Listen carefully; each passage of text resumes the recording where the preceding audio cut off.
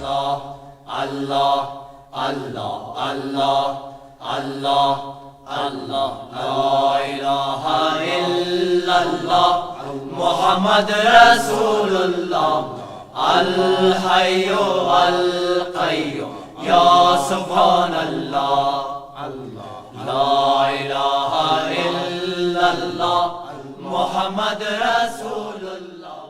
در زمان قرار داریم که قافله های حجاج طرف بیت الله الحرام از نواحی و گوشه های مختلف جهان می آید. یکی از جمله ممالک اسلامی وطن ما و شما گفته میشه، چون ساکنین این منطقه مسلمان هستند و از این جان بسیار مردم ما با بسیار شور و شوق و ولوله زیاد، محبت و میل و رغبت زیاد با آرمان رفتن به بیت الله می باشند. نه تنها که تمنای آرزوی از این خیلی زیاد قوی از این مردم ما می باشه، بلکه حتی آماده به دادن رشوت ها هم هستند و حق تلفی دیگران را هم می کنند. البته به فکر ازی که ما به این عمل خود گناه نخت انجام میده، اما آن که حجش راستی هم گناهش از بین میبره یا نمیبره یک امر احتمالی است. میخواهیم یک چند جمعه در مورد مسائل مهم حج و فلسفه و راز و مصلحتی که در عبادت حج الله متعال گذاشته در این مورد بیان کنیم تا ملت ما بدانه که سفر حج کدام سفر میگه، با کدام آداب و طرز ادا شود. آیا محض رفتن به بیت الله کفایت میکنه؟ آیا به محضی که پس مردم ما را استقبال بکنه به گلها، به انداختن گلها در گردنا و به بدرقه موترهای زیاد امی کفایت میکنه برای قبولیت حج، یا قبولیت حج شرایط و آداب داره؟ از امو خاطر ملت ما زمان در حج میروند، شما باور به الله متعال بکنه که حتی مقصد حجم نمیدانه، اما خوش به ایسته که در پیش مردم برش حاجی گفته شود. از امو خاطر مناسب است و ضروری است که شرایط رفتن حج و چی اهمیتی داره حج این برای مردم واضح شود. اسلام که عبارت از اعمال ظاهری و انقیاد ظاهری است، در حدیث جبرئیل امین زمانی که خود به شکل یک آدم بیگانه در پیش پیامبر صلی الله علیه و سلم زانو میزنه، اولین سوالی که مطرح میکنه از پیغمبر علیه السلام جبرئیل امین موضوع اسلام است. زمانی که سوال از پیغمبر علیه السلام در مورد اسلام صورت میگیره، پیغمبر جواب میده. ارکان اسلام 5 معرفی میکنه. شهادت ان لا اله الا الله، اسلام گفت عبارت از شاهدی دادن به این گپ است که نیست لایق پرستش و بندگی غیر از الله و ان محمد رسول الله، شاهدی دادن به این است که محمد صلی الله علیه و سلم رسول الله است. اولین رکن اسلام یا اولین جزء اسلام که به او ما داخل اسلام میگردیم مسئله شهادت است، به 2 جزء یا 2 جمله که بارها انشاءالله تکرار شده. مردم حقیقت ازی را میدانند که عقیده داشتن به یکتا پرستی الله و به نظام الله چی معنا و پیغمبر چه قسم ما شما پیغمبر بگیم، به کدام حیثیت قبول داریم. قبول کردن پیغمبری پیغمبر چی لوازمی داره که ما باید او را در زندگی خود انجام بدیم. بعد از او پیغمبر علیه السلام میگه و تقیم الصلاة، تو نماز قائم میکنی. بعد از او میگه و تحج البیت، در یک روایت و تصوم رمضان، در یک روایت و تؤتی الزکات، پس از نماز زکات ذکر میکنه، پس از او یا روزه یا حج بنابر اختلاف روایات. در اینجا برای ما واضح میشه که اسلام پیغمبر علیه السلام یعنی انقیاد ظاهری انسان توسط 5 چیز تکمیل می‌یابد. اقرار یا اعتراف به زبان به 2 قسم شهادت، یکی شهادت در مورد نظام یکتاپرستی الله و دوم شهادت رسالت پیغمبر صلی الله علیه و سلم، دوم اقامت نماز، سوم روزه گرفتن رمضان مبارک و سوم زکات، چهارم رمضان مبارک یا بنابر بعضی روایت حج مقدم ذکر کرده و پنجم حج بیت الله شریف. معلوم شد که اگر یک مسلمان 4 رکن اسلام دیگری را بجا بکنه و یک رکن از پیش باقی بگذاره، با وصفی که توانمندی داره، با وصفی که قوت یا توانایی از این داره که به بیت الله بروه، اما این آدم میگه نمیرم در حج، چی مفهومی داره؟ اونجا هیچ چیزی نیست، نه منظره های زیبا و دلکش است که بریم سیل بکنیم، نه خب موقع یا موسم تجارت است که منفعت بکنیم. ما چی کنیم؟ در دشت و بیابانی که خشک و خالی است، در جاهای خیلی زیق، در اونجا ما چی بکنیم؟ بلکه به زبان خود زمزمه های دیگری را هم میکنن و میگن امی پیسه تا به فقیر بدی، لیکن در حج چی میکنی؟ حج امینجاست. شاعران امی ترکت سے زمزمه کردن و امی گپا گفته که دل به دستاور که حج اکبر است، از هزاران حج چی میگه؟ از هزاران کعبه یک دل بهتر است. این گپ غلط است، این گپ نادرست است، این گپ الحاد است. اگر این گپ درست می بود الله متعال برای ما فرمان میداد که یک دل به دست بیاری، خلاص ضرورت به رفتن حج، کشیدن تکالیف و مشقت، مصرف و خرج کردن پولتان و این قدر وقت و زمان در اونجا ضایع کردن هیچ مفهومی نداره.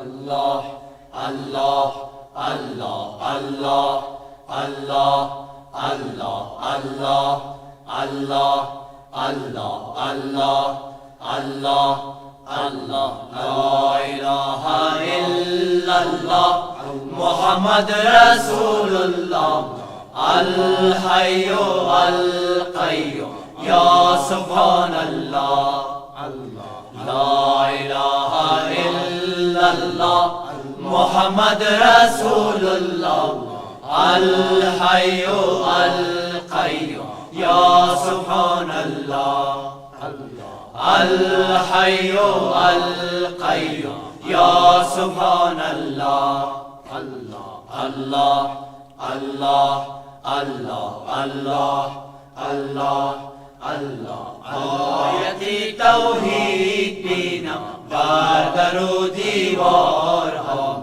آیت توحید بینم بر در و دیوارها، آسمان ها کهکشان ها ثابت و سیارها، آسمان ها کهکشان ها ثابت و سیارها، آیت توحید بینم بر در و دیوارها، آیت توحید بینم بر در و دیوارها.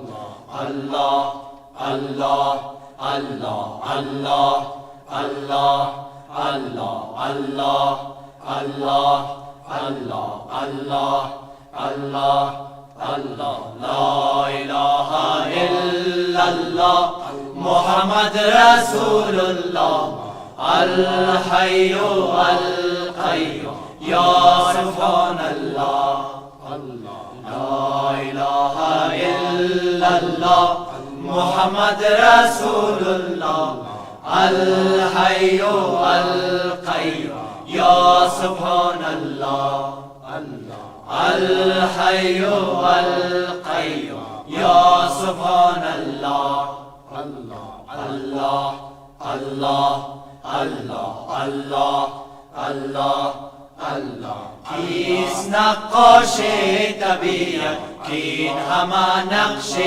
بدی، کیست نقاش طبیعت کین همه نقش بدی، جز خدای حی سبحان کس کند این کارها، جز خدای حی سبحان کس کند این کارها. آیت توحید بینم بر در و دیوارها، آیت توحید بینم بر در و دیوارها، آسمان ها کهکشان ها ثابت و سیارها، آسمان ها کهکشان ها ثابت و سیارها، آیت توحید بینم بر در و دیوارها. آیت توحید بینم بر در و دیوارها. الله الله الله الله الله الله الله الله الله الله الله الله لا اله الا الله محمد رسول الله الحي القيوم يا سبحان الله لا اله الا الله محمد رسول الله الحي القيوم يا سبحان الله الحي القيوم يا سبحان الله الحي القيوم يا سبحان الله الحي القيوم يا سبحان الله الحي القيوم يا سبحان الله الحي القيوم يا سبحان الله الحي القيوم يا سبحان الله الحي القيوم يا سبحان الله الحي القيوم يا سبحان الله الحي القيوم يا سبحان الله الحي القيوم يا سبحان الله الحي القيوم يا سبحان الله الحي القيوم يا سبحان الله. کشیدن تکالیف و مشقت، مصرف و خرج کردن پولتان و اینقدر وقت و زمان در اونجا ضایع کردن هیچ مفهومی نداره. اما دشمنان اسلام به انواع گوناگون حملات سر اسلام داره. بعضی را در لباس دین اغوا میکنه، بعضی را در لباس دین اعتراض میکنه. به اینمی قسم به این فکر هستن که البته به این گپای ما خوب معرفی میشیم، معلومات کافی از دین نداره، خبر نداره که حج فریضه و رکن اسلام است. بدون انجام دادن این رکن اسلام تکمیل نمیشه. از همون خاطر در مورد رفتن حج بسا سوالات خیلی زیاده در پیش یک تعداد مردمی که فلسفی رقم است، عقلیات خیلی زیاد مقدم شمرده و زیر تاثیر فلسفه های غربی رفته، در نظام غرب زندگی کرده. پس نه، میگه رفتن حج چی مفهومی داره؟ چرا اینجا گرسنه را ما سیر نکنیم؟ چرا اینجا فقیر ما برهنه را لباس ندیم؟ چی ضرورت است که قدر پول مصرف میکنیم؟ اما انشاءالله در جمعه های آینده قدم به قدم درسای عظیمی که از این عبادت بزرگ الله برای کسانی که اراده حج داره برشان حاصل میشه، معلوم میشه براتان که یقینا هر حکم الله متعال مشتمل به فلسفه های خیلی زیاد. اما وقتی ما درک نمیکنیم فایده مادی و ظاهری از او را، فکر میکنیم این امر لغو و ضایع است. عقل ناقص انسانی چقدر توانمندی داره که امو رازهای نهفته احکام الله متعال درک کرده بتانه. این بیچاره‌گر از نفس خود آگاهی نداره که نفسش کدام قسم اهمیتی داره، نفسش از چی چیز جور شده، روح چی را میگه و چه قسم در بدن ما سرایت کرده. لیکن در مورد احکام الله متعال باز زیاد گویی میکنه. این قسم سوالا را در پیش بعضی مردم مطرح میکنه، در قلب مردم یک نوع شکوکات میندازه.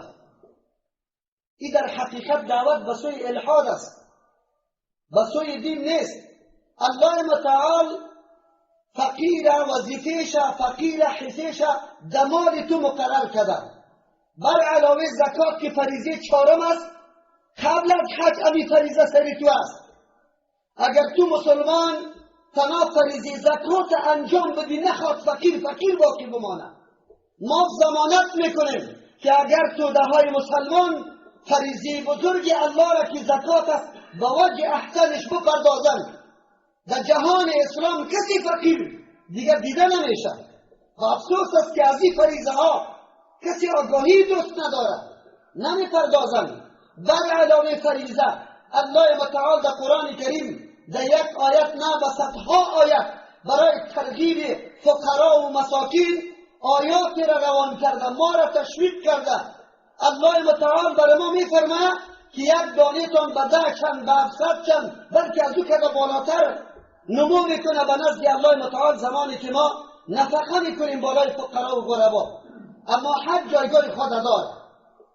یک کسی گفته نمیتونه که به جای از این که من نماز بخوانم 15 دقیقه وقتی خود دیش بگیرم، برو من در 15 دقیقه 1000 افغانی کمایی میکنم، امی 1000 افغانی را به فقیر میدم. این کاری خوب است. هر حکم الله متعال برای خود جایگاه داره، برای خود ثمره داره. هر نماز جمعه که ما و شما میاییم ثمراتی از این خیلی زیاد است. شما میبینید که در یک روز جمعه چقدر قلبتان تجدید ایمان میکنه، تجدید غیرت میکنه، تجدید معرفت الله را میکنه. با یک جمع شدن، با یک دیدن برادر مسلمان چقدر جرأت عبادت برای تو پیدا میشه. اما درک حقیقت ها و این اسرار پنهان این وظیفه انسانان است. مومن وقتی عقیده به الله کرد و الله را حکیم دانست، یک صفت الله حکیم است.